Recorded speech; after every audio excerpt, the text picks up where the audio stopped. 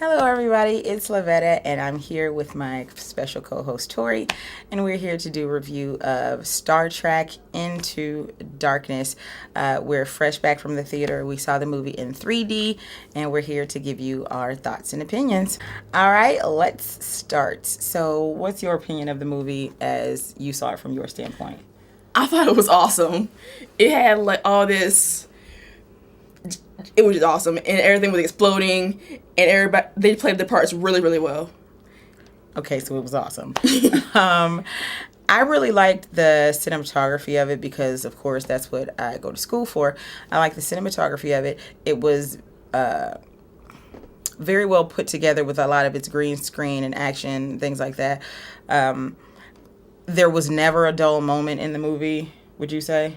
Not at all. There was a point where I had to leave to go get some more pop, and I couldn't find the right moment to go because everything was just happening like all over the screen, and it was absolutely wonderful. There was like fighting and explosions, and oh my god, the ship is going down and people are gonna die. A lot of it, I can say a lot of it was good acting. There was never a point where I felt like the characters weren't believable. Khan was really good. And it started off kind of like doing something else, like maybe because we didn't see the other Star Treks, it started off maybe like where one movie would have ended and picked right up in the beginning of this one. So it started off on a high note, on a high blood pressure note, wouldn't you say? Yes, we need to catch up on it. Yeah, like we totally have to go back and see the Star Trek. I think there was one in 2009 that we need to go back and see. Because this one picked up from there, and oh my god, Kirk lost the ship, and I was thinking, dear god, how's this going to happen? And then I thought, okay, if this is a prequel to all the other ones, then evidently he gets it back because he's Captain Kirk. So it was just a lot going on that needed a little bit of explanations. Like, Khan did give a little bit of an explanation about why he was so mad and so angry with everybody, but it wasn't enough. So I think that we definitely need to go back and see the other one. I'm still a little bit lost on that part. Yeah, so we're lost on why Khan is mad at everybody. We can almost understand it, but not so much. The plot line was good because it was like you almost didn't know if Khan was with you, against you, or how it was all going to play out until...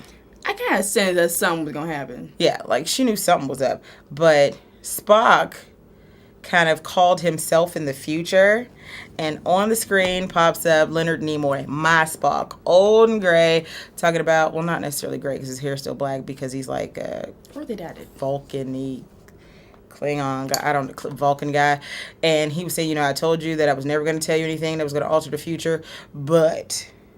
And, he gave him a little bit of a tidbit. So that gave me some life knowing that Leonard Nimoy was in the movie. So, from that, he figured out how to momentarily defeat Khan, even though Khan is like not to be messed with, because we all know that back in my younger days, they did a Star Trek Wrath of Khan. So evidently this wasn't the end, and he's going to end up coming back with some foolishness. Yeah, I can see that happen. What did you find the least amusing? That's kind of hard to do, considering the fact this movie was really good. She thought Khan was cute. He was. I don't care if he evil. He was cute. Khan was played by, I think they said his name was, sorry, I have the IMDb here on the iPad. Khan's name was something Cumberbatch. Let me see. Benedict Cumberbatch. She thinks you're cute. Now, I thought Chris Pine had the most beautiful eyes I'd ever seen. And I remembered him from some other movie, but I couldn't think of what the name of the movie was. And then I'm like, I think it's that movie with Denzel, something about a train. Can't remember it. So I'm getting ready to figure out what that is now because I was lost. That was what was the name of that? Rise of the Guardian? I don't know. Runaway Train? I don't know. Oh, my God. No. It was something... I don't remember what that movie was, and I think it was him because I remember seeing it like, oh, he's got some beautiful blue eyes, and I don't remember. His eyes were gorgeous. Yeah, I don't. Oh yeah, evidently, yeah, there is a total Star Wars that we are missing, so we need to get caught up on that. I'm trying to think. I don't know what the name of that movie was that he was in with Denzel, but I know it was him. Train movie. Yeah, some train movie with Denzel. And like the train was like going away because somebody did something that was running without them. And it was no like conductor. his first day. Yeah. Whatever. So anyway, back to Star Trek Into Darkness.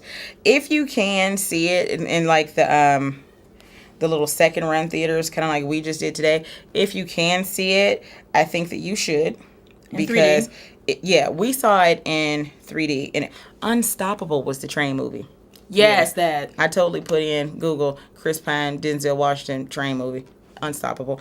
Anyway, if you can see it in 3D, please do. Because there were a couple of parts where we were definitely like trying to catch the little debris thingies that were floating around. That was good. Doing it. She was doing it. I just kind of like, because something hit me in the eye in my mind. It was pretty. Anyway, I got a wayward brain. Whatever. I think that this movie, anyway, getting back to the actual review of the movie, I feel like the cinematography was good, the directing was good, the acting was really good, and you got to see a little bit of a developing relationship between Lieutenant Uhura, played by Zoe Saldana, and Spock, who was played by Zachary Quinto. You get to see a little bit of a relationship budding between them two, and a little bit of an argument, as much as you can argue with a Vulcan. Yeah, that because Spock never showed any emotion until one part. We're not going to tell you. That's my favorite part. Yeah, because he like went ham on some stuff, and I was like, "You better do it, Spock." I was like, "You better do it, Spock." It was really, really good. If you can catch it, still in like a second run theater, go see it. If you can't see it in a second run theater, I'm quite sure. Let me see. It should be out for release soon on DVD. Now, a lot of movies, I kind of judge by, would I want to see this again, or would I buy the DVD? That's just how I feel about it. And some movies are really, really, really good to see in theater, and then not so good to see in like in your house. Like, would you really want to do it? And this movie, I can truly say, I would buy the DVD. I would buy the DVD. I would pay to see it again. I do feel like it'll definitely add to like my DVD collection, and it's due out on let me see, on it first on digital August 20th, on Blu-ray and DVD September 10th. So I'm probably gonna wait for that. I don't know, I might just go ahead and get that get the digital copy August 20th, but I'll definitely be getting like a DVD copy when it comes out September 10th. I really, really, really liked this movie. And not only did I like it, would you say you loved it? Yes, I loved it. I would go as far as to say I loved it. And there are very few movies that I love, but this one I loved. And I feel like it was a good standalone movie, even though it's part of a kind of a, I would say like a bunch of movies. I can't think of the name of it. But even though it's a part of several other movies, this is a good standalone. Because sometimes they explain what's going on, but I want a little bit further in-depth reason why, Khan was so mad at everybody and what was going on in the beginning with the volcano exploding and Spock down in there like, yeah, just go ahead and take my life. I'm ready to die. I need to know a little bit more about what was going on there. But if you didn't see the other movies, it's fine. But for somebody like me who craves backstory and what had happened was, then you definitely want to go back and see the other movies. And then probably go and watch the older ones that are the later versions. So yeah, you definitely want to watch the 2009, then this one, and then probably get into the ones with the regular old Star Trek crew from, my era. How many stars would you give it? She would give it 5 stars. I would definitely give it 5 just because it was flawless in its editing, directing, acting. The effects were awesome. So if you're an effects person, definitely this is the movie for you. I would give it 5 stars for that. And definitely 2 thumbs up from me and from the child as well, the kiddo. She's a teenager. So if you can take a teenager to a movie like this that doesn't have, well, she doesn't do mushy love stuff too much anyway. But if you can take a teenager to a movie that doesn't have slashing and blood gore and they come away still liking it, then I think you have won the day. So definitely Star Trek Into Darkness is definitely a catch. You want to get it on digital copy August 20th, own it on Blu-ray and DVD September 10th. And this has been Lavetta and Tori with our Live long 2 and cents. prosper. Have a good day. Bye. Bye.